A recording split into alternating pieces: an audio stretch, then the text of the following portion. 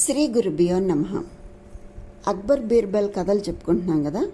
అందులో భాగంగా ఇప్పుడు మనం చెప్పుకోబోయే కథ పేరు యమునా నది 100 మొహరీలు. ఇంచుమించుగా ఈ పైన చెప్పుకోబోయే కథలన్నీ కొంచెం పెద్దగానే ఉంటాయి, కానీ చాలా ఆసక్తికరంగా ఉంటాయి, అద్భుతంగా.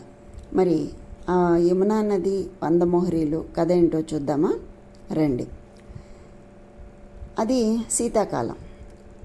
మధ్యాహ్న సమయంలో అక్బర్ చక్రవర్తి యమునా నదీ తీరానికి షికారుకి వెళ్ళాడు. ఎప్పట్లాగానే ఆయన వెంట బీర్బల్తో సహా కొందరు సభికులు కూడా నడుస్తున్నారు. మందగమనంతో సాగుతున్న నదీ జలాలను చూస్తూ శీతల వాయువులు, మంచు కొండల నుంచి మోసుకొస్తున్న చల్లదనాన్ని నదీ జలాల్లో కలిపి వాటికి మరింత చల్లదనాన్ని సమకూరుస్తున్నాయి అన్నాడు చక్రవర్తి. ఇంత చల్లటి నీళ్లలో అడుగుపెట్టడానికి కూడా ఎవరూ సాహసించలేరు అన్నాడు ఒక అధికారి. తగిన ప్రోత్సాహకం అందజేయాలే కానీ పగటిపూటే కాదు, కావాలంటే రాత్రంతా రొమ్ముల లోతు నీళ్లలో గడిపే మహానుభావులు ఉంటారు అన్నాడు బీర్బల్. అసాధ్యం, ఎవడైనా అలాంటి దుస్సాహసానికి పూనుకుంటే రక్తం గడ్డకట్టుకుపోయి చస్తాడు అన్నాడు చక్రవర్తి. ప్రయత్నించనంత వరకే ఏదైనా అసాధ్యం షహన్షా అన్నాడు బీర్బల్. నువ్వు అంత రూఢిగా ఎలా చెప్పగలవు అని అడిగాడు చక్రవర్తి.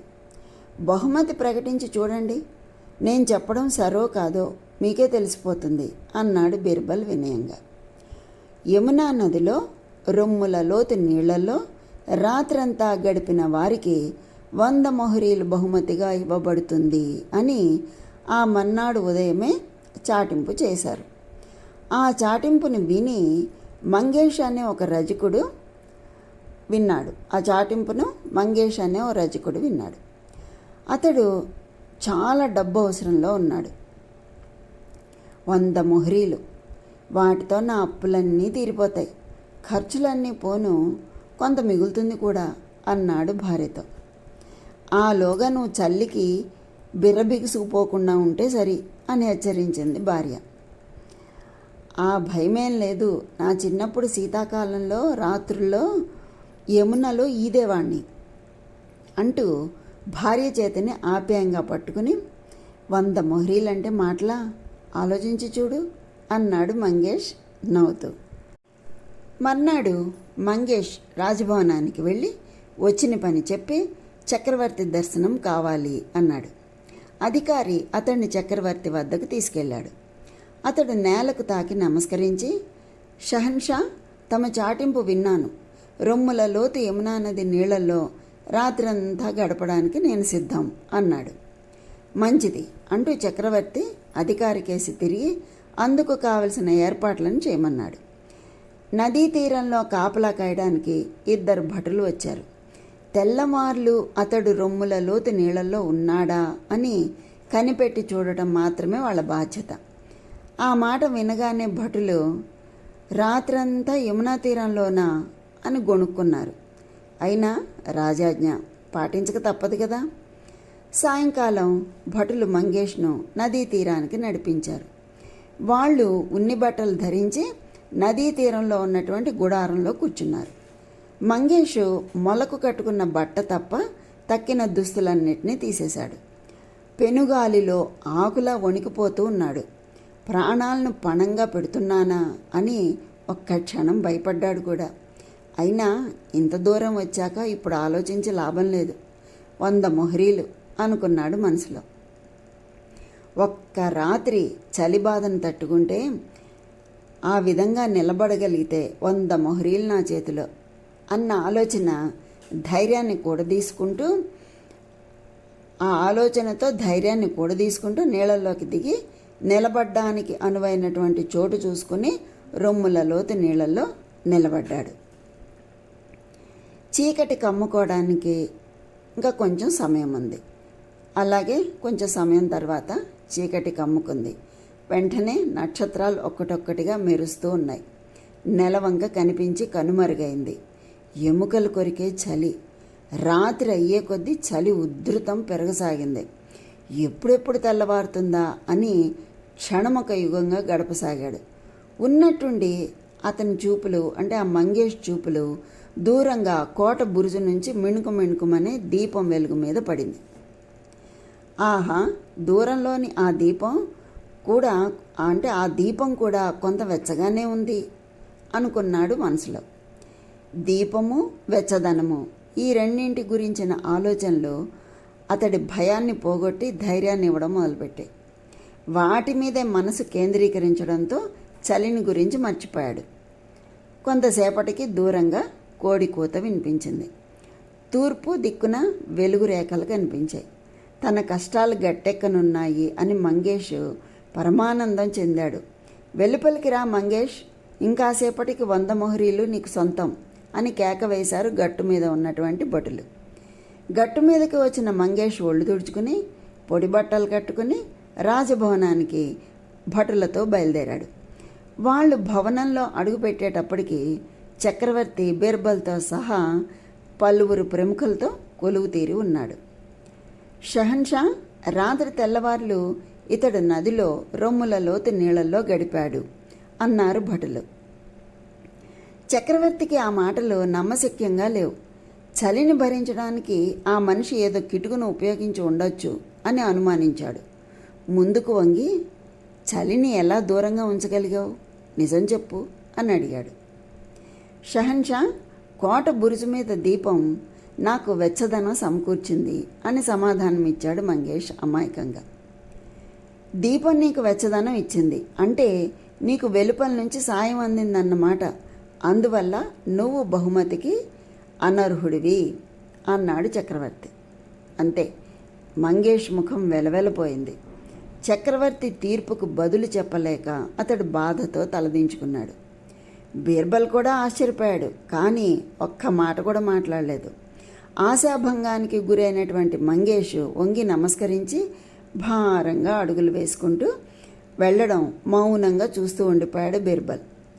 బహుమతిని ఆశించి పాపం మంగేష్ ప్రాణాంతకమైన చలిని భరించాడు. కానీ అతడి ఆశ ఫలించలేదు. మంగేష్కు తీరని అన్యాయం జరిగిందని బీర్బల్ భావించాడు. అతడికి ఎలాగైనా న్యాయం జరగాలి అని చెప్పి నిర్ణయించుకున్నాడు.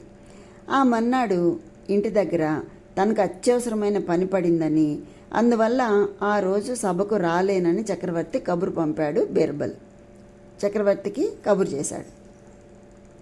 అత్యవసరమైన పనా? చక్రవర్తి సేవకు మించిన పనే, అదేమిటి అని గొణిగాడు చక్రవర్తి. బీర్బల్ అంటే అసూయ కలిగినటువంటి కొందరు సభికులు సంతోషించారు.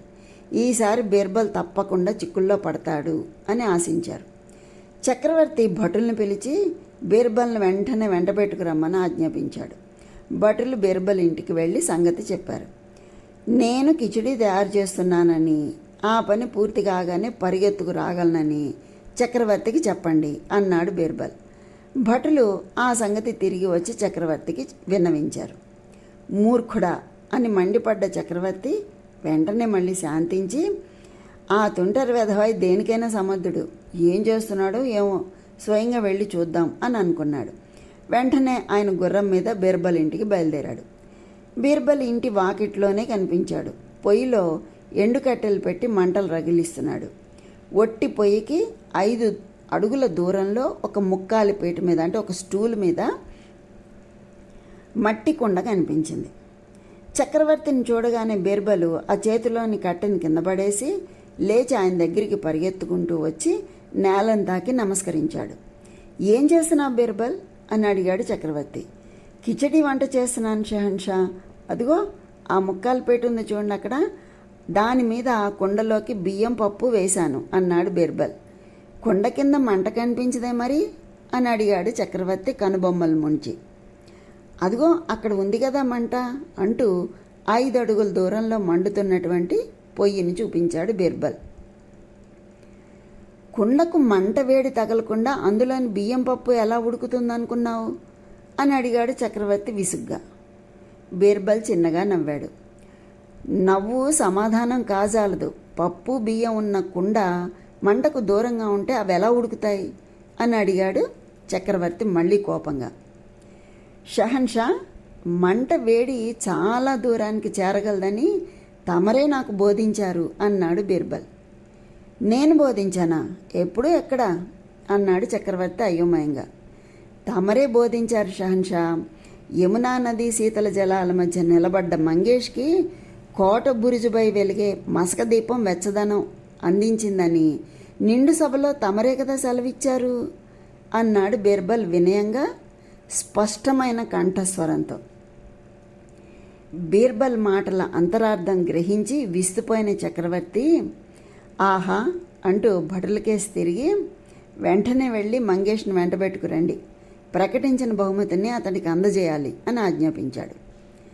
షహన్షా, న్యాయం జరిగింది కనుక ఇప్పుడు ముక్కాలి పీట మీద బియ్యము పప్పు కుండ పొయ్యి మీదకి చేరుతుంది అన్నాడు బీర్బల్. ఆ మాటకు చక్రవర్తితో సహా అందరూ గలగల నవ్వారు. అంటే చక్రవర్తి చేసినటువంటి పనిని సరి అయినదా కాదా అన్నది చేసి ఏ విధంగా చూపించాడు అన్నదే ఇక్కడ బీర్బల్ యొక్క చాకచక్యం. ఈ విధంగా అంటే ఏమి మాట్లాడకుండా తన చేతల ద్వారా చక్రవర్తి చేసినటువంటి పని సరి అయినది కాదు అని చాలా సున్నితంగా తెలియజేశాడనమాట. అటువంటి తెలివితేటలే కావాలన్నమాట. ఇవే మనం పిల్లలకి నేర్పాలి. మళ్ళీ మనం మరో మంచి కథతో కలుసుకుందాం. అంతవరకు సెలవు మరి. ఉంటాను. స్వస్తి.